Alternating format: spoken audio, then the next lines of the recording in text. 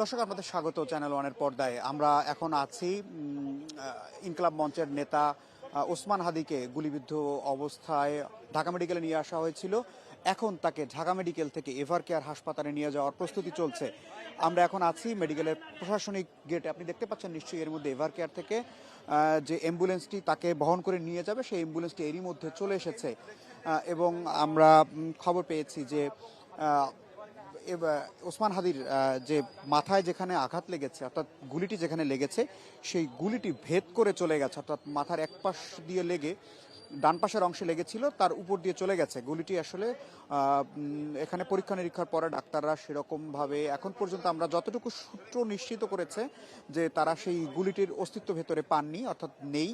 প্রাথমিকভাবে যেই রক্তক্ষরণ বন্ধ থেকে শুরু করে বাদবাকি যেই ব্যবস্থাপনাগুলো রয়েছে চিকিৎসার সেগুলো তারা করে ফেলেছেন এবং তারা সেই অবস্থায় পরিবারের আবেদনের প্রেক্ষিতে তাকে এভার কেয়ার হাসপাতালে নিয়ে যাওয়া হচ্ছে। সেরকমই প্রস্তুতি রয়েছে। এভার কেয়ার হাসপাতাল থেকে যে অ্যাম্বুলেন্সটি আছে সেটিতে আসলে সব ধরনের ব্যবস্থাই আছে। আধুনিক যে অ্যাম্বুলেন্সগুলো থাকে যেগুলোকে মিনি আইসিইউ বলা হয়, সেই হাসপাতাল সেই এভার কেয়ারের সেই অ্যাম্বুলেন্সটি আমরা দেখতে পাচ্ছি।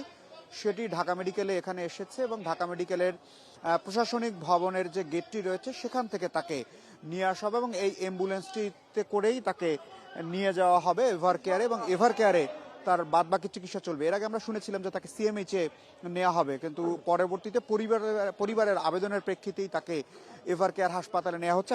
এখন তার একটি ক্রিটিক্যাল ম্যানেজমেন্ট তাকে করা হয়েছে, অর্থাৎ আপাতত তিনি যেন এভার কেয়ারে হাসপাতালে যেতে পারেন সেরকম একটি ব্যবস্থা তৈরি করা হয়েছে। চিকিৎসকদের সাথে কথা হয়েছে। ঢাকা মেডিকেলের পরিচালক এর আগে জানিয়েছিলেন যে তার মস্তিষ্কের যে জায়গাতে আঘাত লেগেছে সেটি আসলে খুবই সংকটাপন্ন অবস্থায় তিনি চলে গেছেন, যে কারণে তারা প্রাথমিক ব্যবস্থাটুকু নিয়েছেন এবং চিকিৎসকরা যেটি জানিয়েছেন যে এখন পর্যন্ত তারা ভেতরে কোনো গুলির অস্তিত্ব পাননি, অর্থাৎ যে তাকে যে বুলেটটি দিয়ে আঘাত করা হয়েছে সেই বুলেটটি হয়তো বেরিয়ে গেছে, এরকম একটি তথ্য কিন্তু ডাক্তাররা এর মধ্যে নিশ্চিত করেছেন এবং তার ব্রেইনের যে জায়গাগুলো ক্ষতিগ্রস্ত হয়েছে সেগুলোকেও তারা এখন পর্যন্ত প্রাথমিক অবস্থায় যেই ম্যানেজমেন্ট করা প্রয়োজন সেটি ম্যানেজমেন্ট করেছেন। কারণ তাকে যেহেতু সিএমএইচ এবং এভার কেয়ারে নিয়ে যাওয়ার একটি কথা মাঝামাঝি একটি সময়তেই হয়েছে, সেই জায়গা থেকেই তাকে একটু সেরকম কেয়ারের মধ্যে রেখে তাকে এখন আমরা দেখতে পাচ্ছি যে প্রস্তুতিটি এরই মধ্যে সম্পন্ন করা হয়েছে।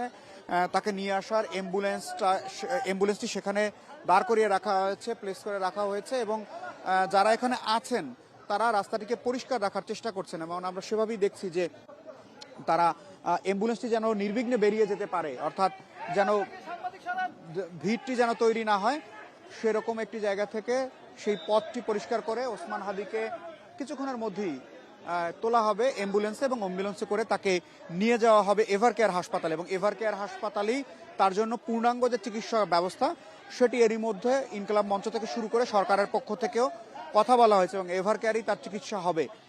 সেভাবেই এভার কেয়ার হাসপাতাল থেকে তার জন্য অ্যাম্বুলেন্সটি এসেছে এবং যে অ্যাম্বুলেন্সটি আমরা দেখতে পাচ্ছি সেই অ্যাম্বুলেন্সটি আসলে এটিকে মিনি আইসিইউ বলা হয়ে থাকে মেডিকেলের ভাষায়, অর্থাৎ এটিতে সব ধরনের মেডিকেল সাপোর্টই থাকে। যেহেতু তার ব্রেনে যে জায়গাগুলো ক্ষতিগ্রস্ত হয়েছে সেই ক্ষতিগ্রস্ত জায়গাগুলোর কি ধরনের চিকিৎসা হবে সেটি আসলে এভার কেয়ার হাসপাতালের বোর্ড বসবে, তারাই আসলে নির্ধারণ করবে। ঢাকা মেডিকেল থেকে এক ধরনের ক্রিটিক্যাল কেয়ার তাকে দেয়া হয়েছে, অর্থাৎ প্রাথমিকভাবে রক্তক্ষরণ বন্ধ, তার বি নেগেটিভ রক্তের প্রয়োজন ছিল সেই রক্তও দেয়া হয়েছে।